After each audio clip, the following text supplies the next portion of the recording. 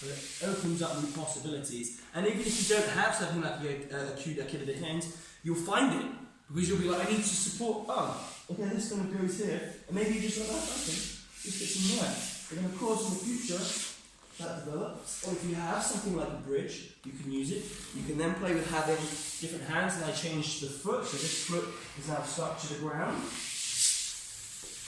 In other areas going to be stuck on the floor, is it possible to do it wrong without moving that foot? Yes, it is. To move through, so you can play with this, and then the other foot is stuck. If you do, and then I can do your two hands and stuff. Or if you do two hands, what possibilities does this open up as well? I can brush through. And then I can do the options of, okay, now the feet can move the floor.